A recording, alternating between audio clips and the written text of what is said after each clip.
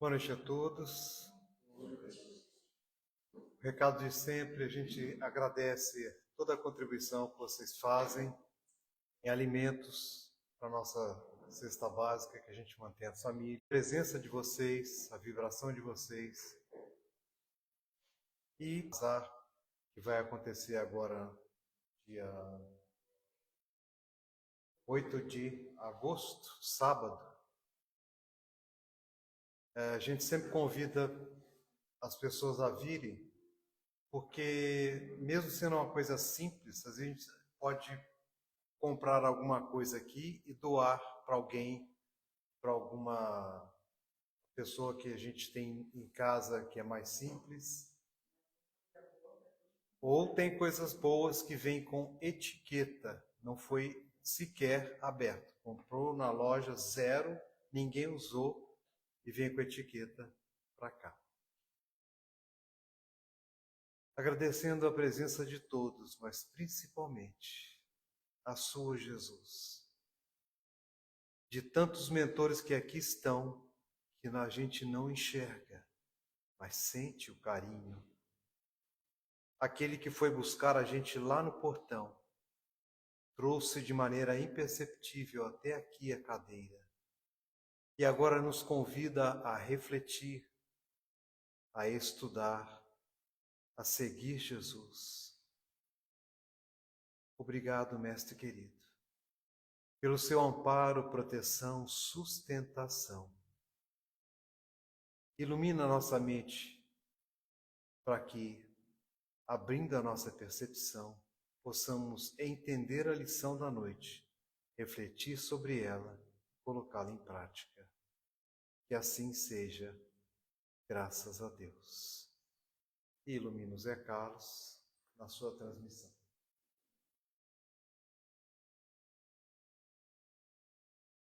Boa noite a todos.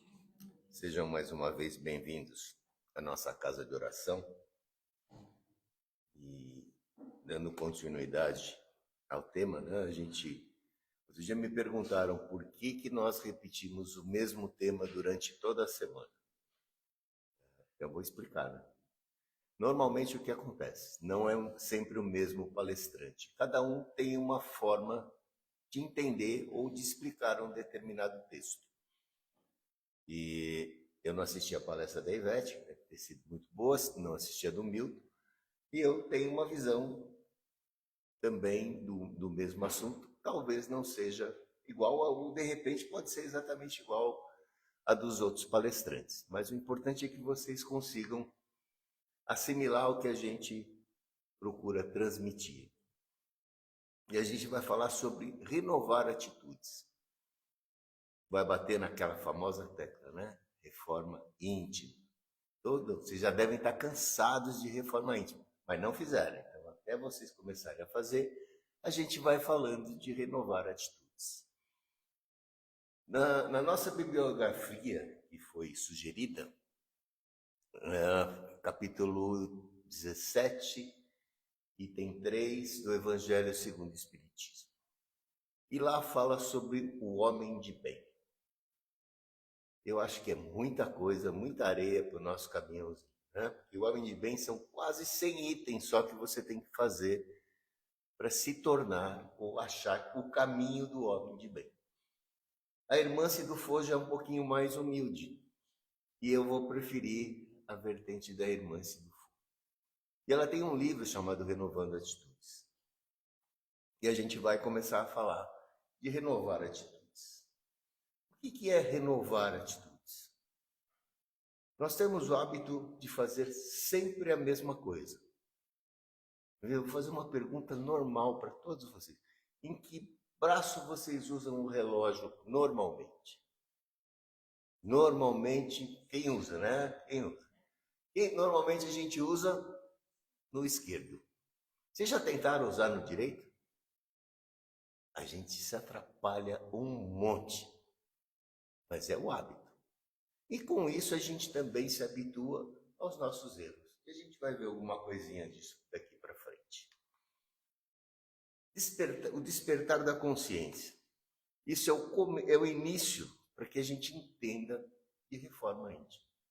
que a verdadeira transformação moral não começa no exterior. Não adianta a gente estar bonitinho, né? Barbeadinho, cabelinho cortado, perfumado, e não mudar internamente. Então, o acolhimento lúcido da nossa realidade espiritual interior. A gente precisa começar a mudar de dentro para fora. E com certeza, quando a gente começa a mudar de dentro para fora, o nosso exterior também muda. As nossas atitudes são mais leves, a nossa presença é mais agradável. A gente vai ver algumas sugestões da irmã. Durante a nossa vida, principalmente a vida em sociedade, a gente se obriga, né, quando a gente não chega a pensar na reforma íntima, a usar determinados artifícios, que ela chama de máscaras morais. Então a gente cria algumas máscaras para poder conviver em sociedade, para a gente se achar aceito em determinados grupos. Então a gente se comporta de uma forma na casa espírita, pisou do portão para fora, a gente é outra pessoa, no nosso relacionamento com amigos é diferente, na empresa é diferente, na escola é diferente. Então nós usamos várias máscaras, até o momento que a gente para e começa a refletir o porquê a gente não ser a gente mesmo. Normalmente a gente faz isso. A gente usa máscaras da aceitação social para ser aceito em determinados grupos. A gente se oculta, né? A gente deixa de ser a gente mesmo para ser o que as pessoas acham bonito. A gente vem aqui e faz uma palestra bonita lá fora, é o capeta. Mas aqui a gente agrada a todo mundo, fala bonito, faz as pessoas chorarem, faz que as pessoas se emotivem. E lá fora é diferente. Até a hora que a gente começa a entender que isso não vai levar a nada. A gente precisa ser a gente mesmo. E aí a gente vai para a reforma íntima. 3 pilares sustentam a reforma íntima. Por que 3? Né? A gente é cabalístico, normalmente a gente gosta de número, né? 3, 7, 11 e assim vai. Mas são 3 pilares que dão sustentação, que a gente consegue entender como a reforma íntima deve ser feita. Primeiro, para a gente poder fazer uma reforma íntima, a gente tem que fazer um exame de autoconsciência. E aí a gente não pode mentir para a gente mesmo, e a gente mente, né? A gente fala, mas eu falei aquilo para o fulano porque ele mereceu. A gente nunca é culpado de nada. Sempre tem um terceirizado, né? Quando a gente está passando uma dificuldade, a gente terceiriza para o famoso obsessor. A culpa nunca é nossa. Então, quando a gente vai na autoconsciência, para começar, é olhar para dentro. É observar os nossos pensamentos, os nossos sentimentos, os nossos valores, as nossas crenças. Aquela coisa que está bem lá no íntimo, né? Que a gente aprendeu com os nossos avós, com os nossos pais, e acabou, às vezes, deixando de praticar porque a sociedade nos cobra de uma forma diferente. Quando a gente listar todos esses defeitos ou qualidades, a gente vai para o patamar seguinte, que seria outro pilar, que é o auto-perdão. É fácil se perdoar? Não é fácil, né? Principalmente quando a gente não pode mentir para a gente mesmo. Será que a gente se perdoa e libera a nossa culpa? Será que a gente aceita os nossos defeitos, as nossas limitações? A gente se cobra muito, né? E aí a gente não espera, eu podia ter feito, eu devia ter feito, eu me arrependo disso ou daquilo. Pô, se você fez com a melhor intenção, não tem que se arrepender. É libertar-se do passado. O passado, infelizmente, passou. Não tem como mudar. Você pode fazer um novo fim. Chico já disse isso, né? Mas mudar o passado, não. Mas você tem que se perdoar. E a partir do momento que você listou os seus defeitos, começou a se perdoar, começou a entender que sem que você se perdoe, você não vai perdoar ninguém, você começa a mudar. Você começa a se libertar. Então você começa a ter ações conscientes, escolhas mais definidas, começa a se transformar. Só que isso dá trabalho. E a gente não quer ter trabalho. Não existe reforma íntima em pacote, não tem jeito. Não dá para comprar no supermercado, não dá para comprar na Shopee, a gente tem que trabalhar. E aproveitando o gancho, se preparem, em outubro a gente vai ter um curso exatamente falando sobre isso. São 8 meses a gente falando de reforma interior. Uma vez por mês, estão todos convidados. E aí, a gente vai explicar agora um pouquinho de cada item dessa reforma íntima. Autoconsciência. Mapear com honestidade os nossos sentimentos reais, identificando gatilhos do ego e da sombra interior, sem autoengano, sem se enganar, ser honesto e sincero com você mesmo. É difícil, precisa muito treino. E funciona assim, olha o tamanho do mapa. São os gatilhos, as necessidades de validação, julgamento, controle, a consciência interior, o consciência self. E aí nós temos, com isso, os nossos medos. Medo de rejeição. Se eu mudar, eu vou ser rejeitado naquele grupo. Será que eu posso mudar? Será que eu consigo fazer? Eu vou ter vergonha de pedir desculpas, eu vou ter vergonha de me retratar. Insegurança. Isso mexe com os nossos traumas também. E aí a gente, depois de tudo listado, entendido, a gente, sem auto-engano, sem se enganar, aceitando os nossos defeitos, a gente começa a mudar. Vai para o auto-perdão. Substituindo a nossa culpa estéril pelo aprendizado ativo. Compreender que o erro é uma etapa natural do aprendizado humano. Nós temos, quando nascemos, a gente nasce com 2 irmãozinhos, a mais. Orgulho e vaidade. E a gente não aceita estar errado. A gente quer ser sempre o dono da razão. Em casa eu já resolvi o problema. Quando minha mulher questiona, a última palavra em casa é a minha. Sim, senhora, a senhora tem razão. Aí fica tudo certo. Não adianta questionar. E com a gente é a mesma coisa. Como é que a gente substitui a culpa estéril? Como a gente consegue fazer isso? Olha a nossa culpa aqui, autoflagelação. Porque a partir do momento que a gente se culpa, nosso fígado sofre, Nosso corpo todo sofre. Dói. Vergonha. A vergonha nos paralisa. O ciclo vicioso. A gente fala muito disso, O que é o ciclo vicioso? Errou, caiu, levanta. Errou, caiu, levanta. E não para. A gente continua nesse ciclo, sem mudança, carregando uma pedra inútil. Quem leu os livros de Kardec vai ter lá no Céu e Inferno a pedra de Sísifo. Ele fica empurrando a pedra, chega no alto da montanha, cai de novo. Exatamente igual. Essa é a nossa culpa. A gente precisa parar com isso. E aí, através de mudança de pensamento, mudança de atitudes, a gente começa a crescer. Através do aprendizado. Não é aprender e errar de novo. É aprender e continuar em frente. Autorresponsabilidade. Essa talvez seja a mais difícil, A gente já fez lá o exame de consciência, já listou tudo que tinha que fazer, já se reprogramou, começou a ver a vida de uma forma diferente. E a nossa autorresponsabilidade? Será que a gente consegue assumir as rédeas da situação, deixando de culpar o próximo ou circunstâncias externas que nos tiram do equilíbrio?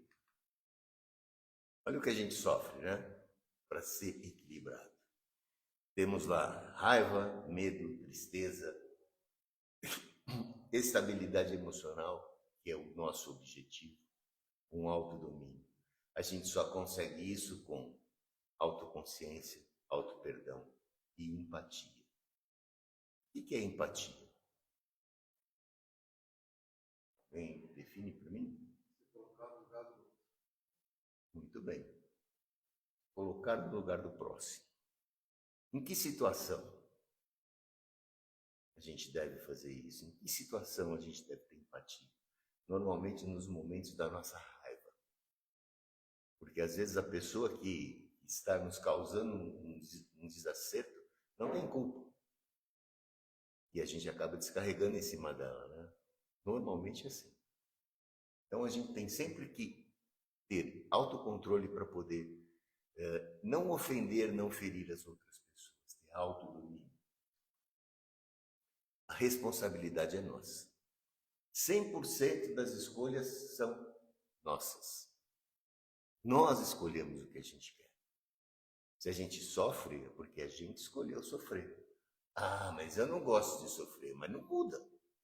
Continua fazendo as mesmas besteiras. Continua fazendo a mesma coisa. Então a escolha é sua, mude. Irmã se diz assim: não podemos alterar o passado, bem parecido com Chico, né? Nem controlar atitudes alheias, mas temos total autonomia sobre como reagimos hoje aos acontecimentos da vida. Eu não posso realmente mudar atitudes alheias, mas eu posso não deixar que elas me atrapalhem. Ah, então eu vou ser indiferente? Não, vou ser inteligente. É diferente. Né? Quem gosta de ouvir os jornais sanguinários aí das TVs, né, fica impactado com algumas notícias. Você deixou isso, você pediu isso. Poderia ter ouvido a notícia, simplesmente entrou aqui e saiu ali. Não, mas aquilo é para você um alimento. Eu tenho assunto para falar hoje na hora da janta. Mataram 3. Você faz o que você quer, a escolha é sua. E aí a verdadeira libertação espiritual ocorre quando compreendemos que o nosso estado de paz depende da nossa interpretação anterior e não do comportamento dos outros, né? Repetindo a mesma coisa. Então nós vamos ficar ofendidos, vamos ficar chateados, se a gente quiser, se a gente permitir. Não é assim que funciona? A gente só não permite entrar na nossa casa quem a gente quer. Por que a gente vai se permitir ficar nervoso, ficar irritado, ficar chateado com alguém que às vezes a gente nem conhece? Sejamos inteligentes. Práticas do cotidiano. Vamos direto para as fotinhas, fica melhor, né? Reatividade versus reflexão.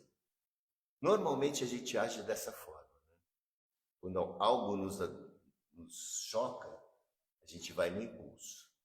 Depois que a gente soltou aquele famoso palavrão, que a gente vai se tocar. Não devia ter feito. Porque aquilo não é seu. Precisamos começar a refletir. Que aquilo não é nosso. Aquilo não deve nos afetar. A opinião dos outros não deve, as atitudes dos outros não devem nos afetar. E isso a gente consegue através de calma, equilíbrio, reflexão.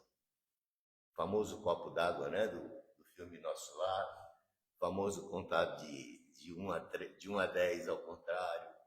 São atitudes tranquilas, né? Atitudes coerentes, atitudes de seres inteligentes que nós somos. Criar empatia. Como eu crio empatia? Normalmente eu crio empatia quando eu não julgo, quando eu penso que aquela pessoa é um ser humano exatamente igual a mim, que ela tem sentimentos, que ela também vai se magoar. E a empatia vem através do quê? De equilíbrio, de compreensão, de compartilhamento de sentimentos, de conexão. Renunciar ao perfeccionismo. Essa talvez seja a coisa mais difícil. Medo do erro. Todos nós temos medo do erro, né? Se chamado a atenção desde o tempo da escola. Né? Quando a gente fazia orelha no caderno, a professora puxava a orelha da gente. Né? Os mais novos não é desse tempo, né? Mas os mais velhos ainda tinham que fazer isso.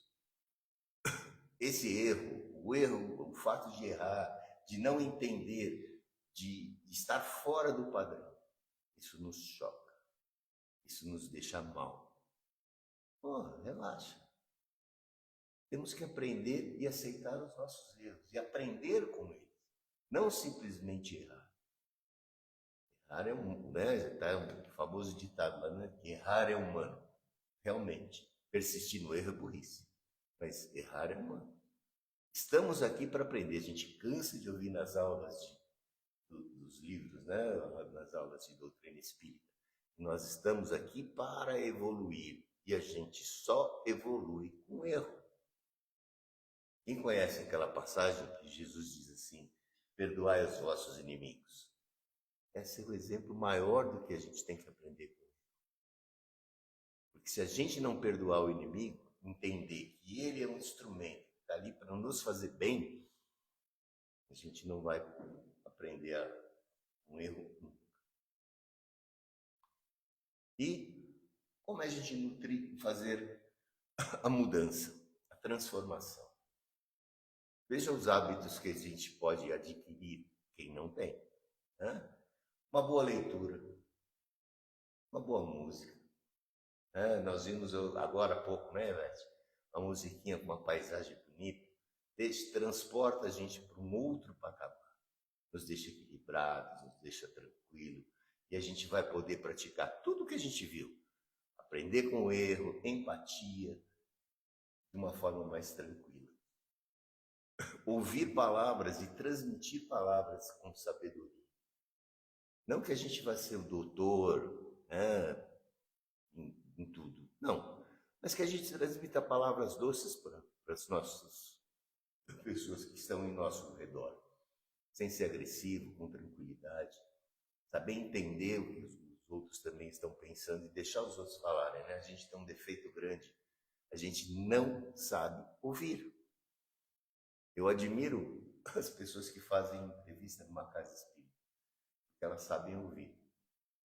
Normalmente a gente não sabe, né? A pessoa fala: olha, estou com um problema. Aí você já responde: eu tenho a solução.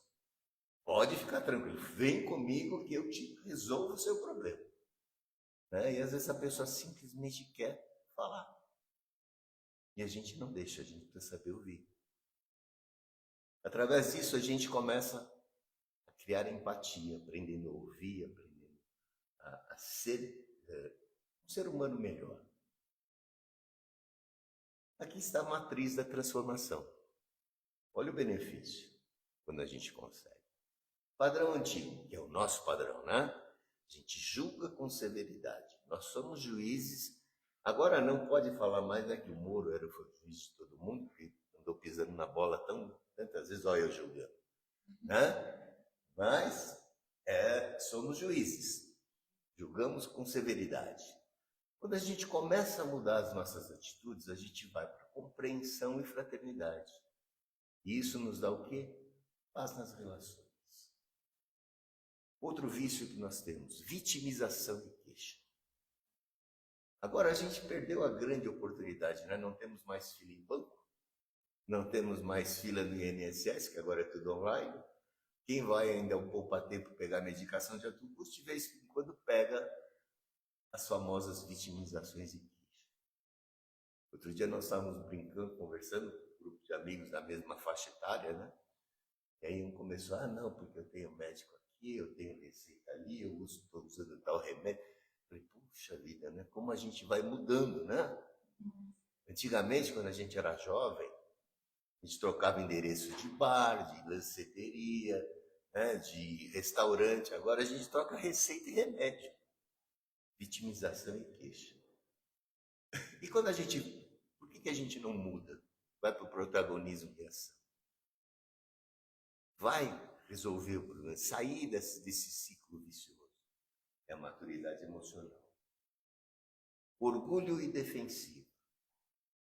A gente se milindra. Eu sei que nós, espíritas, não acontece isso nessa casa.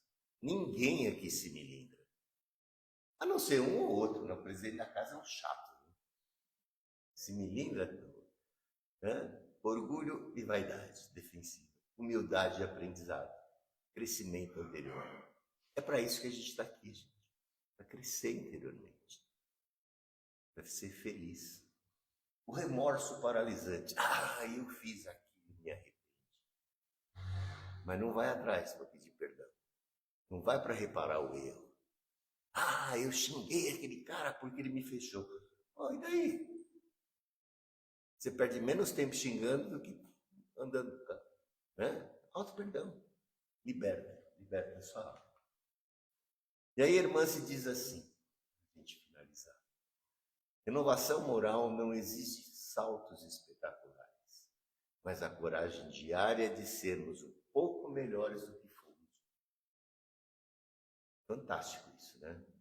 Se a gente conseguir mudar um pouquinho por dia, nossas atitudes, um pouquinho por dia, a gente vai ser melhor.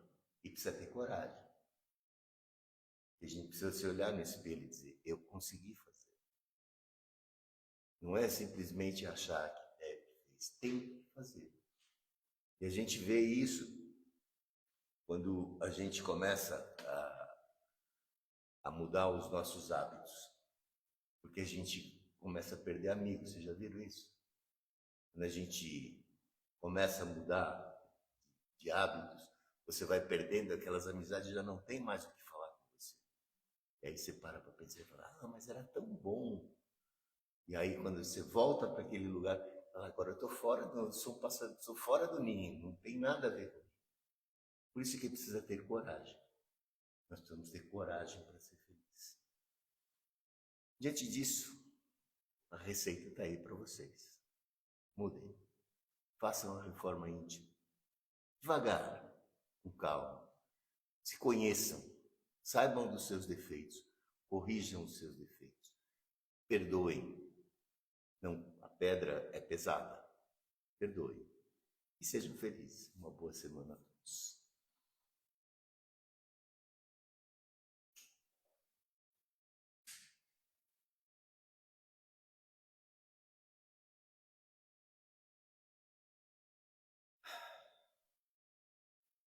Diante da lição de hoje, não tenho dúvida de como será a nossa vibração. Desejar o bem ao próximo. Esse próximo somos nós mesmos. Vibrar por nós para fazermos exatamente o que acabamos de aprender. Renovar atitudes, melhorar atitudes. Mesmo que eu tenha os meus valores, mesmo que o outro possa estar errado, vibrar para que eu tenha empatia, indulgência, pois se ele erra, eu também já errei e posso errar. Conforme a lição, não é permanecer no erro, mas vibrar por nós mesmos para termos o discernimento entre o certo e o errado, o bem e o mal, para sempre da nossa parte sermos protagonistas, conforme foi dito, e agirmos certo. Não importa que o outro esteja errado. Vibrar por nós mesmos, Jesus, pedindo a sua luz, a sua coragem, o seu discernimento, para que possamos agir certo e assim tornarmos a vida melhor. Se o outro não aceitar, pelo menos nós estaremos em paz. Vibrar, Senhor, pela renovação de nossas atitudes. Mantermos o equilíbrio, mantermos o bom senso, termos direito à nossa própria escala de valores. Mas que isso não nos transforme em juízes, nos transforme em pessoas melhores, sabendo que eu também posso errar. Assim, para terminar, eu quero vibrar por aqueles que eu tenho ofendido ou que me pediram perdão. Vibrar por eles, para que todos nós, acertando, possamos retornar ao Pai melhores. Graças a Deus.